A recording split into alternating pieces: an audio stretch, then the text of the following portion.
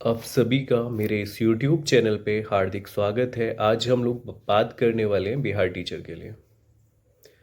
तो मेरे भाई, बिहार टीचर में जो प्राइमरी का पेपर होता है, आज हम स्पेशली उसकी बात करेंगे। सबसे पहले आप लोग ये मानिएगा, बिहार टीचर जो बीपीएससी कंडक्ट कराता है वो एक कोई टीचर का एग्ज़ाम नहीं कंडक्ट कराता, वो एक नॉर्मल वनडे एग्ज़ाम की तरह कंडक्ट कराता है। क्योंकि उसमें जो है मनोविज्ञान, शिक्षण शास्त्र, उससे कोई भी सवाल नहीं पूछा जाता है। बेसिकली जो है जीएस, मैथ, रीजनिंग, साइंस, ये सब जो कि नॉर्मल वनडे एग्जाम में पूछा जाता है, वही सब पूछा जाता है। सबसे पहले अगर हम बात करें तो इसमें दो पेपर होते हैं, मतलब मान लीजिएगा दो सेक्शन में बांट के करता है, एक जनरल पेपर, एक कंपलसरी पेपर। जनरल पेपर में सभी को करना होता है और कंपलसरी वाले में कोई सामान्य टीचर बनना चाहता है, कोई भाषा का, कोई उर्दू का, तो वो अलग अलग डिवाइडेशन हो जाता है। लेकिन अगर बात करें हम जनरल पेपर में, तो मेरे भाई देखो, जो जनरल पेपर की तैयारी करने वाले हैं, जो सामान्य शिक्षक बनना चाहते हैं, उनकी मैं बात कर रहा हूँ। तो देखो, करंट अफेयर एक ऐसा सेक्शन है जिसमें सभी लोग स्कोर नहीं कर पाते, जो कम कर पाते हैं वो बाहर हो जाते हैं। आप लोगों ने देखा कि टीयर 1 में 67 कट ऑफ गई, उसके बाद टीयर 2 हुआ जिसमें कि 89 कट ऑफ गई। टीयर 3 का भी रिजल्ट नहीं आया, लेकिन देखते हैं कितनी जाएगी। तो सबसे पहले करंट अफेयर, लगभग आप लोग ये मान के चलिएगा जो पुराने पेपर हुए हैं, कम से कम 12 से 15 क्वेश्चन आपके करंट अफेयर के टोटल 120 में पूछे जाते हैं।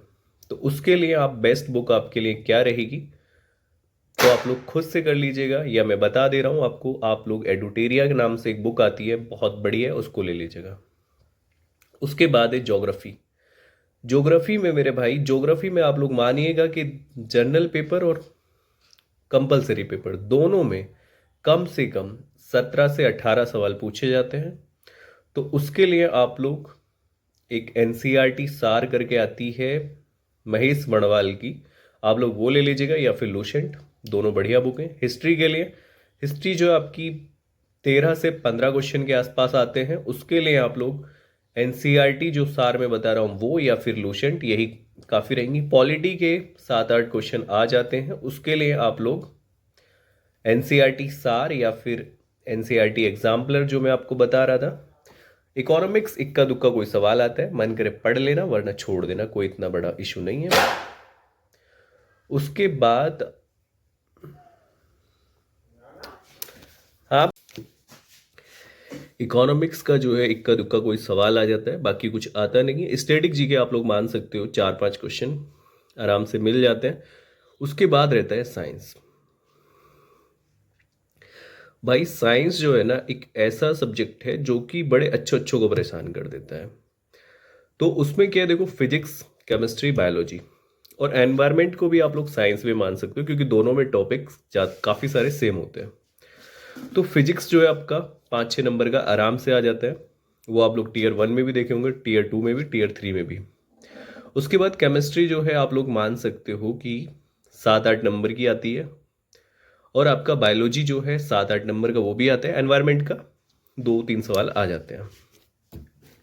तो मेरे भाई, इसके लिए आप लोग क्या करेंगे, इसके लिए आप जो एनसीईआरटी एग्जाम्पलर करके आती है, एसके झा की बुक काफ़ी अच्छी है, उसको आप ले लो। या फिर आप लोग जो लूसेंट आती है अपनी नॉर्मल एग्जाम वाली, वो भी बढ़िया है। उसके बाद बचता है मैथ और रीजनिंग, ऐसे टॉपिक हैं जिसमें कि आप पूरे में पूरे कर सकते हो।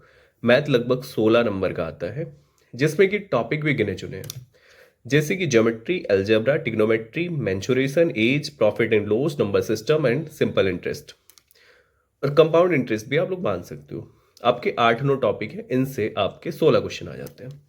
रीजनिंग की अगर हम बात करें तो उसमें भी 16 ही क्वेश्चन आते हैं, लेकिन रीजनिंग में जो सीरीज है ना, काफ़ी अच्छी वाली आती है, लोग कर नहीं पाते, या आप लोग मान सकते हो बेहुदा टाइप की आ जाती है, क्योंकि उसका कोई सिर पैर ही नहीं है भाई। उसने 3 डिजिट दी, चौथी पूछ ली, और आप उनमें रिलेशन भी नहीं लगा पा रहे हो, क्योंकि आप लोग टीयर 2 नहीं, टीयर 3 में जो हुई थी, उसमें आप लोग एग्जाम से पहले वाले पेपर में आपने देखा होगा बड़ी ही प्रॉब्लमेटिक थी। लेकिन फिर भी, अगर सबसे पहले इसमें क्लॉक आता है, घड़ी जिसे कहते हैं, सीरीज है, क्लासिफिकेशन है, systematic arrange of the word, number जो वर्ड्स को जो है सीरीज से लगाना होता है, एक होता है एनालिटिकल रीजनिंग होता है, रैंकिंग होता है, अल्फाबेट होता है, कोडिंग डिकोडिंग होता है, एनालॉजी आता है, मिसिंग नंबर भी काफ़ी परेशान करता है, और फिगर काउंटिंग आ जाता है, त्रिभुज गिनवा लेता है, आयत गिनवा लेता है, ये सब। तो मेरे भाई रीजनिंग और मैथ आपका अच्छा होना चाहिए, क्योंकि 120 में आपका 32 नंबर, लगभग 30 नंबर मानिएगा, चलो एक दो ऊपर नीचे हो जाता है, लेकिन भाई 120 में से आपका 30 नंबर मैथ और रीजनिंग का है, तो आप समझ सकते हो इन दोनों की वैल्यू। तो मैं कुछ बुकें आपको आगे लगा के दे रहा हूं वीडियो में, जो बेस्ट बुक है, आप लोग खरीद सकते हो। ठीक, देखो एक आती है किरण पब्लिकेशन की गाइड बुक आती है, काफ़ी सही है, आप लोग उसे ले लीजिएगा, क्योंकि बिहार इतना टाइम देता नहीं है। एक आता है रुक्मणी का प्रैक्टिस सेट आता है, बढ़िया है, रुक्मणी बिहार में बड़ा अच्छा चलता है, आप लोग उसे खरीद लीजिएगा, है ना। और एनसीईआरटी जो सार मैंने बताई है वो बढ़िया है, इतनी बुक आपके पास कम से कम होनी चाहिए। उस अब क्योंकि आप लोग टीयर 4 देंगे, उसके लिए आपको मेरी अग्रिम शुभकामनाएं।